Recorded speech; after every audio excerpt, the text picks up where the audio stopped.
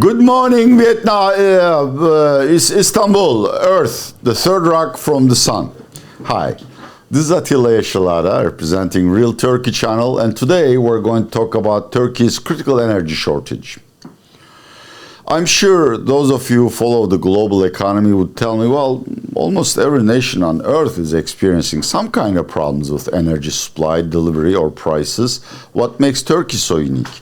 What makes Turkey so unique is that energy shortage has reached a critical point, which means if global events progress for the worse, then Turkey may not have enough electricity or natural gas for its industrial facilities, or households may experience either blackouts or brownouts. So my first task is to explain to you how we got here, largely because of management mistakes. Two, where we are and what kind of scenarios could make it worse for Turkey, and what do we need to get out of this situation. Once again, this is a Turkey-specific video, but I have a feeling that if any of my audience is coming from a developing nation, also called emerging markets, they would sympathize with me, and hopefully I will be able to inspire a lot of people from developing nations to think about the problems of their own nation. Now, Turkey has several pipelines delivering natural gas. We have one from Azerbaijan, one from Iran, two or three from Russia, I keep forgetting, as well as a rapidly growing renewable sector, wind, solar, bio, we're very weak at bio, and thermal, we are very weak. Hydroelectrics is not a good idea for the environment. As well as, of course, our own refineries, but at the end, Turkey is an energy importer. We import roughly 92% of our natural gas needs, more than 80% of our oil needs, and the renewables industry probably provides at most 20% of Turkey's primary energy consumption. At the beginning of the global energy rally, it looked like Turkey is both well supplied and well prepared to deal with any emergencies. It didn't turn out to be that way. We found out when one morning Iranian authorities informed our natural gas monopoly, BOTAŞ, that because of a technical problem in the pipeline, they won't be able to deliver gas to Turkey for a few weeks. Iran delivers roughly 15% of Turkey's natural gas supply and roughly 10% of its total energy need. And, you know, in the past they have done that either because they really are poor at pipeline management or that they need the gas to heat their own cities. So Turkey should have been prepared for that. But then, immediately, BOTAŞ announced that natural gas delivery to industrial facilities will be reduced by 50% for a week. And another week was spent with 20% cuts to natural gas deliveries. And then we found out that even though we have some storage facilities, we never pumped them full in the summer because we thought prices were unusually high. In the winter, they should decline. And, well, then we'll simply buy more gas. Two, Turkey never invested in storage capacity. I mean, the rule of thumb is that a nation has to have 45 days of consumption in storage so that, you know, outages or pipeline problems, whatever, doesn't interrupt industrial production and the lives of households. Turkey also began to invest into liquefaction stations. That's what, you get LNG with a tanker, which pumps it into a facility, which then converts it into gas again and pumps it into the national grid.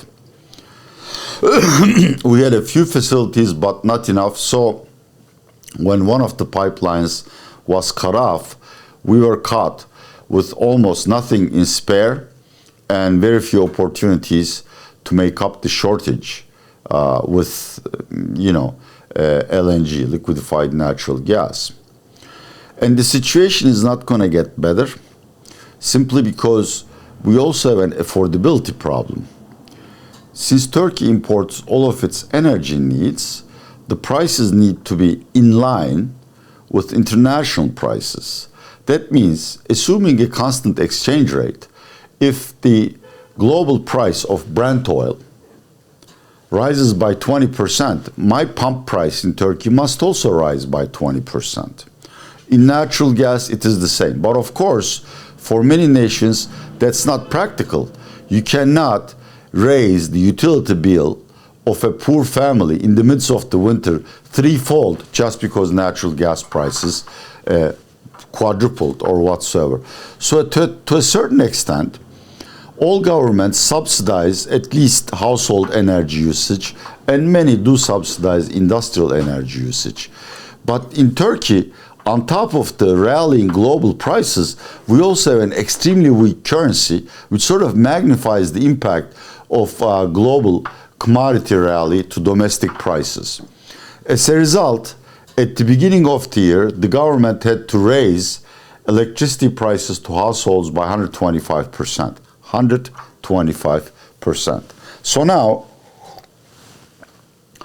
we can no longer really afford to raise our prices either if global prices rise, simply because households will riot. In fact, there is a lot of social unrest in Turkey, people burning their electricity and natural gas bills simply because they can't afford them. Moreover, according to data which appeared much later than the real time, the central budget spent roughly 2% of the national income subsidizing household energy prices, which means we don't really have enough in our state coffers to spend more to reduce the burden of high energy prices on households and industrial facilities. Now, of course, this would have not mattered had there not been such a ruckus about Ukraine, because we imagine, when the Northern Hemisphere enters warmer weather, energy need goes down, and usually there is a let-off in prices. But Ukraine has the major trunk pipeline feeding natural gas from Russia to Europe, as well as a smaller line to Turkey. And of course, since the West and Russia can't agree on what needs to be done in Ukraine, Russia responds by reducing natural gas supplies to Europe. To recall, Russia supplies 40% of natural gas needs of EU. So when they're not pumping enough, EU prices go up, and our prices go up too. I never assume there will be a war. Hoping that there will not be a war, but if it happens, the West has threatened to levy significant sanctions on Russia, not just symbolic ones, but those that may affect its capacity to transact in the global financial markets, such as kicking Russia out of SWIFT, or even, energy sector. Remember, Iran can't sell oil because it's under UN and United States sanctions. Imagine that being implemented for Russia. Of course, it's not going to happen overnight, but there's quite a feasible scenario where the current Brent price is $96 per barrel. Natural gas, I don't know, but let's just simplify everything by saying that usually Brent and European natural gas prices move in tandem. In other words, if one increases, the other one would follow suit. So right now, Brent oil is at $96 per barrel. It is quite realistic to see Brent jump over 100 or even to $120 per barrel. In fact, JP Morgan analysts have started using $150 per barrel in some of their worst case scenarios.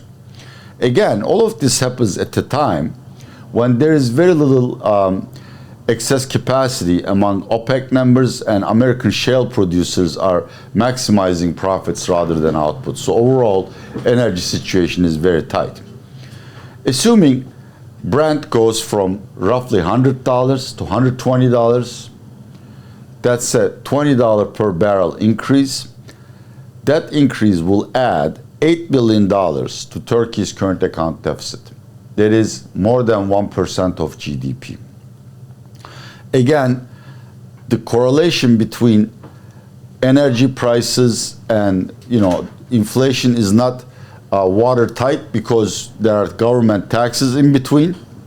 But as a rule of thumb, if energy prices increase by 10% over the next 6 months, including second round effects, Turkish inflation will rise roughly by 4 percentage points. Now imagine, this is a country that cannot afford more current account deficits because it has a chronically weak currency.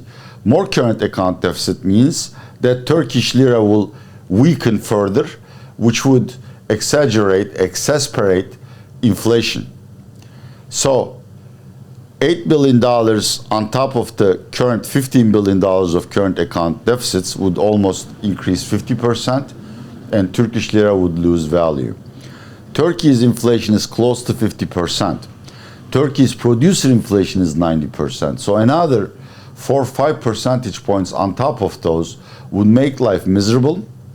It would shut out many small producers of necessities out of the market, and it would significantly decrease the discretionary budgets of households, at least for those who are under the median income. And unfortunately, these are the scenarios that are very realistic. So what might happen at the end? If really Ukraine crisis is prolonged and energy prices do increase by another 20%, we may experience energy shortages or blackouts for industrial users, which would of course reduce production and our exports. Energy become incredibly expensive for most households to afford, and all the energy intensive goods and services such as transportation, food production, iron and steel, etc., would become significantly more expensive. And I think at the end, this is not only an economic crisis that we're on the verge of, but it's also a political crisis, because if the government can't stop the deterioration of economic conditions, the people will want elections. And in fact, my scenario is, if global energy situation doesn't improve within the next 2 to 3 months, Turkey may experience elections as early as October 2022. Thank you very much. That has been another broadcast of Real Turkey channel. Once again, I want to thank Turkey's premier economy channel, Mesele Ekonomi, for lending me their excellent studios and their staff for production. Have a good day.